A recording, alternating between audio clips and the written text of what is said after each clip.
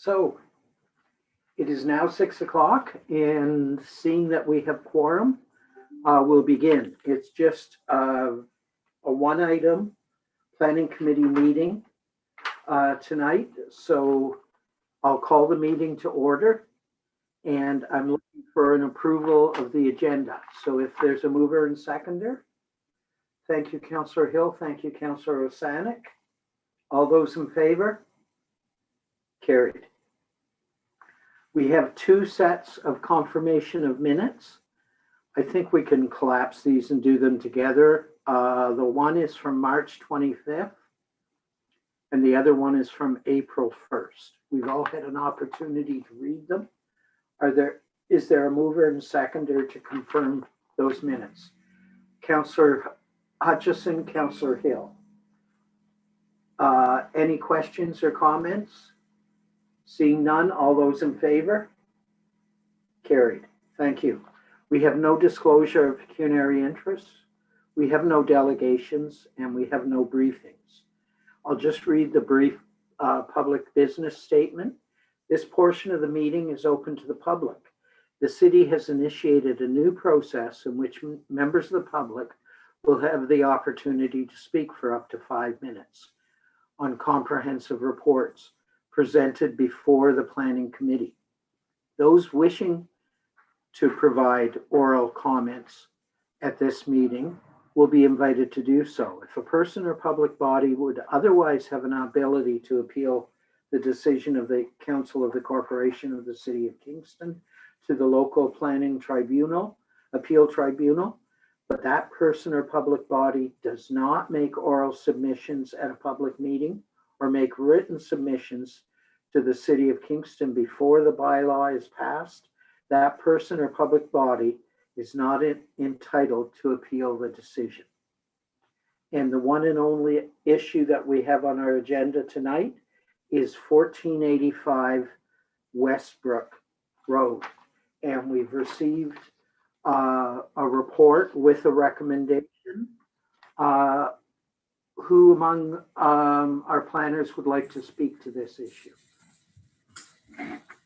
That would be me, Mr. Chair. The floor is yours. Thank you. Thank you. All right, thank you. Good evening, Mr. Chair, members of the committee. My name is Mike Slaggy. I'm a planner with the City of Kingston, presenting a comprehensive report and staff recommendation for approval of the zoning bylaw amendment application for the property municipally known as 1485 Westbrook Road. The meeting for this application was held on March 12th of 2020. Next slide, please. The purpose of the amendment is to add trade show and specific day retail sales as permitted accessory uses in order to allow for the hosting of trade shows and similar special events on the site within the existing multi-sport recreational facility. Next slide, please. The subject property is located in the northwest end of the City of Kingston, specifically on the west side of Westbrook Road and south side of Genji Road, approximately 180 meters south of the 401 highway. Though the site itself is much larger, the area subject to this application measures, sorry, I just got to note that my audio is breaking up. Sorry, 1 second, I'll see if I can make that look better. Hopefully that's a bit better. So the area subject to the actual amendment is 3.23 hectares and is outlined in the red dash on the slide and contains the existing multi-sport facility. The site is surrounded by limited residential development to the north and east, agricultural lands to the east and south, and a golf course to the west. Next slide, please. As mentioned, the site is occupied by a multi-sport facility, the Thousand Islands Sportsplex, which is visible in the photo on the left, which was taken from Westbrook Road at the site entrance and looking southwest. You can see the dome structure in white, and just to be at the accessory brick and mortar portion, which contains the administrative offices, washroom, and change room facilities, and a small retail shop. The photo on the right is looking north at the former driving range, which acts as the overflow parking area, and the photo was taken just inside the entranceway. Next slide, please. The portion of the site subject to the application is designated rural commercial in the city's official plan. The intent of the designation is to support rural communities as well as the tourism industry. The rural commercial designation permits larger scale recreational, social, and cultural uses and facilities, and permits retail and office uses where they are accessory to a primary rural commercial use. On the right, you can see the property is subject to a variety of zones, but the area subject to this application is only that which is zoned Special General Open Space 15 or OS-15, where this site-specific zone permits the multi-sport facility as well as a miniature golf course and establishes a number of site-specific performance standards, including a flat minimum parking requirement of 180 spaces. Next slide, please. This slide shows the existing site plan approved for the site, as well as the area that will be used for the overflow parking area. The site can accommodate 180 parking spaces within the area shown on the left, and 350 parking spaces in the overflow area on the right. The overflow area would be accessed off the main access route, which is visible at the bottom of the image on the right and at the top end of the image on the left. Next slide, please. At the public meeting, a comment letter was submitted. However, those comments were related to the building code concerns of the site as they relate to ongoing litigation and had no effect on the present zoning amendment. Otherwise, no other comments from the public were received. Next slide, please. The amendments that form part of this application, which are, as mentioned earlier, to add the trade show and specific retail sales as permitted accessory uses, as well as replacing the existing minimum requirement for parking of 180 spaces with a parking space ratio of 1 space per 26 square meters of gross floor area, which would ultimately amount to 389 parking spaces on the site. This ratio is consistent with these uses as they are applied across the city. Next slide, please. There is one other active application related to this address, and that is a site plan amendment application. That application largely seeks to establish some changes related to the parking arrangement on the site.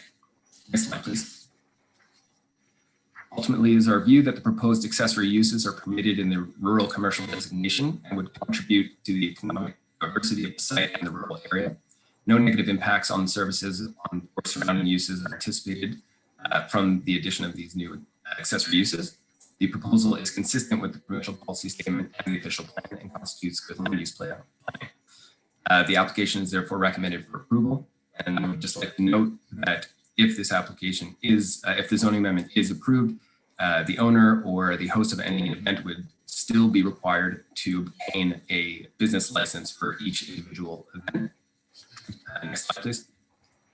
Following this process, it is our intention to continue to work with the applicant to finalize the site plan modification application.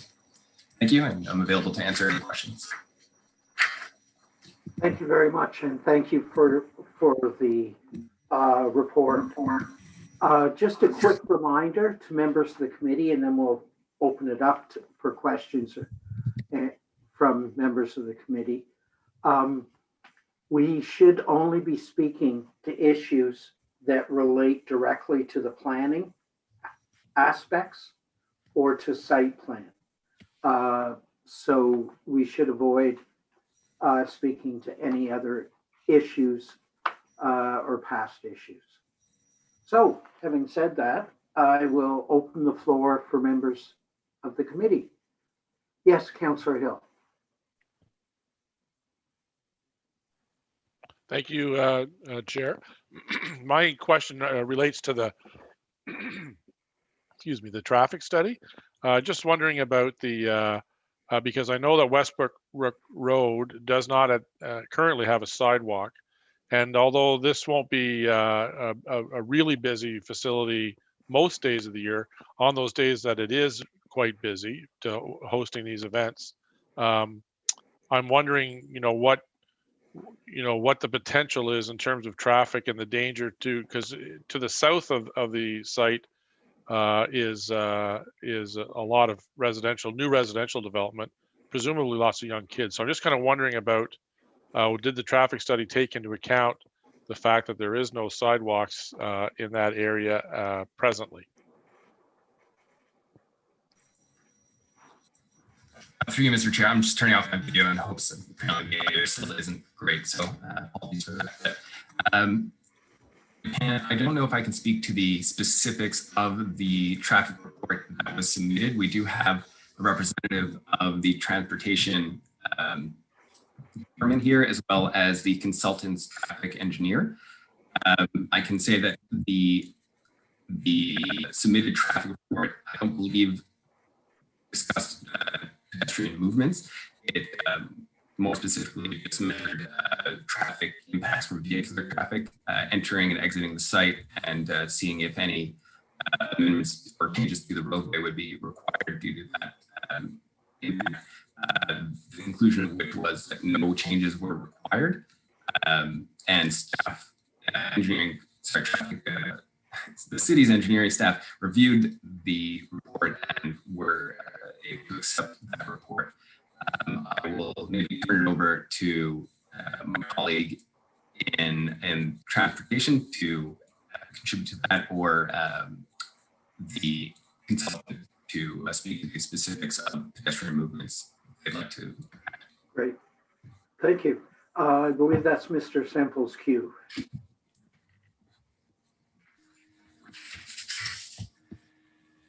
Oh, there you are. Here I am. Thank you, Mr. Chair. I think I also would invite Mr. Fleming, who I believe is the representative that can speak to the details of the study that was completed. I can, I think specific to your question as it related to, what is in that area. There is not sidewalks in that area of that site. So those sidewalks do not exist in that area. There is a planned sidewalk to the south on Westbrook Road that would extend. I just need to pull up the mapping. I believe it's from Ottawa Street South to Princess, which is in our active transportation implementation plan to be constructed in 2022. But beyond that, but beyond that location, there are no committed plans for pedestrian infrastructure north to that site within the city's plans.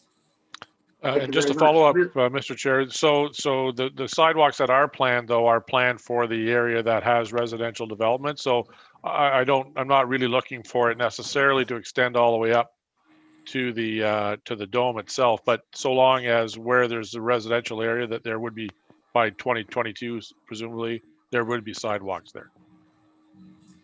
Through you, Mr. Chair, yes, that is, so in the committed capital plans, there's a sidewalk plan for Westbrook Road from Princess north within the residential area of that.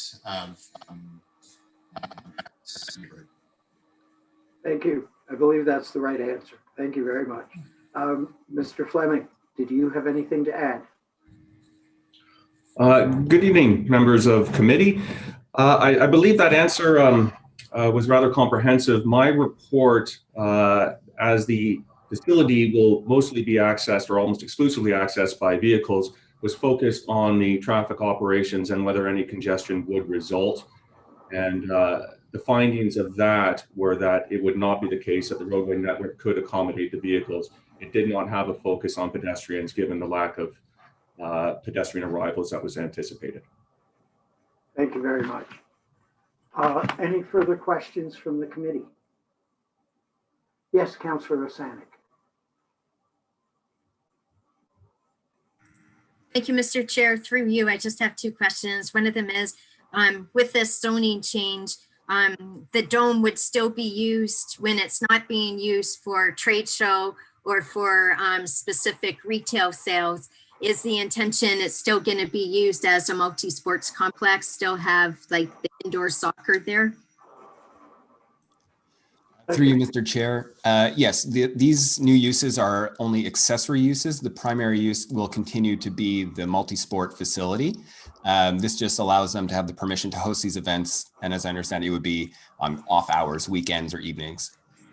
Perfect, thank you. And then my second question is regarding water and washrooms. I think that was a concern we originally heard. So when they have a trade show, it's going to be quite a few hundred people. So how with the zoning, I don't know, does the zoning cover washrooms at all?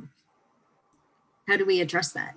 The zoning doesn't necessarily cover washrooms in that it's not regulated by zoning, but as part of this application, a geotechnical report was submitted, which was peer reviewed.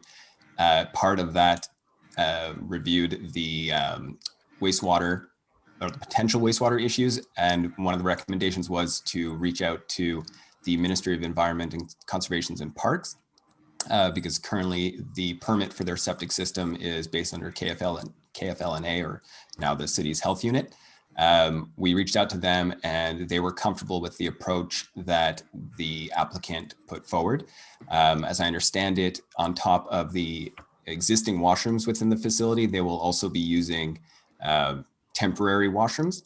And in addition to that, based on a recommendation from the ministry, we will be including within the file, and will also be looking to add as a condition of the site plan agreement that with every license application, they would be required to ensure that there is a working monitoring and alarm system on their septic, as well as emptying the septic tank prior to a major event, and then to also have a licensed hauler on call during the event in case the alarm is triggered.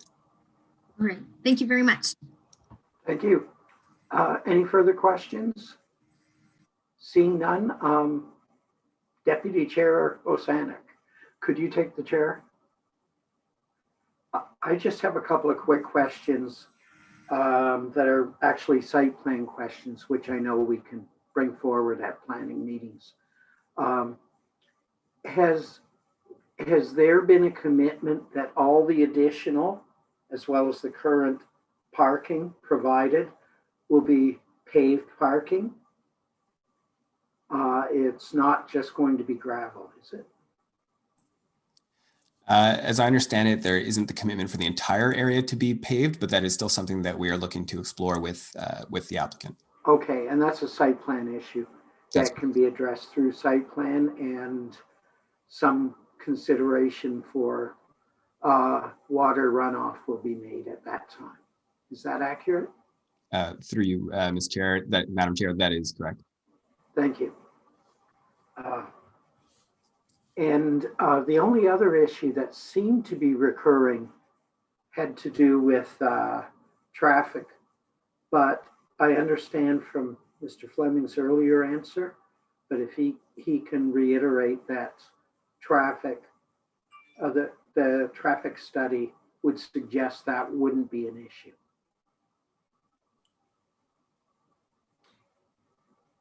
Hello, Mr. Chair. Yes, I can reiterate that the traffic associated with the trade show use would not be an issue, as I found in my report, and that is generally because the arrival and departure of vehicles is thought to be dispersed throughout a day, as opposed to concentrated like a sporting event. Thank you. Excuse me. Thank you very much. I'll ask Elizabeth now to look if there aren't any further questions at this time.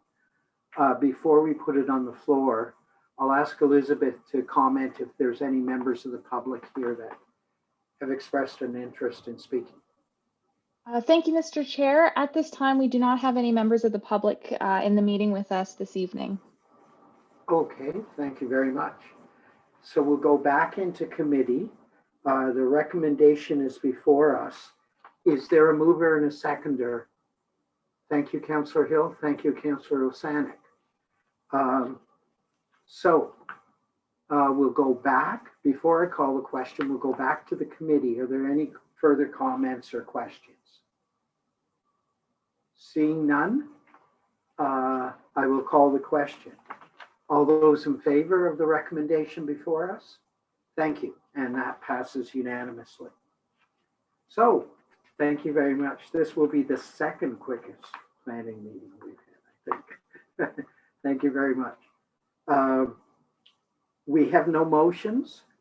We have no notices of motion. We have, is there any other business? Seeing none, I think we've received the one piece of correspondence. If there aren't any comments on that, the date of our next meeting is scheduled for Thursday, April 29th. And I believe, and Mr. Park can comment on that, on this, is that the meeting where we are reviewing the new comprehensive plan? Or am I confused? Through you, Mr. Chair, what was the date of the meeting you just mentioned? April 29th? Yes. Through you, Mr. Chair, yes, that is a review of the, one of the components of the new zoning bylaw. Okay, so that's an important meeting. I think I'll give our vice chair a nudge suggesting he may want to tune in on that night. So, so thank you very much. Seeing no other hands up, I will,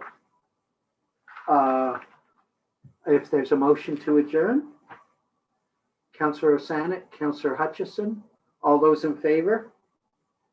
Carried. And thank you very much, everybody. Take care.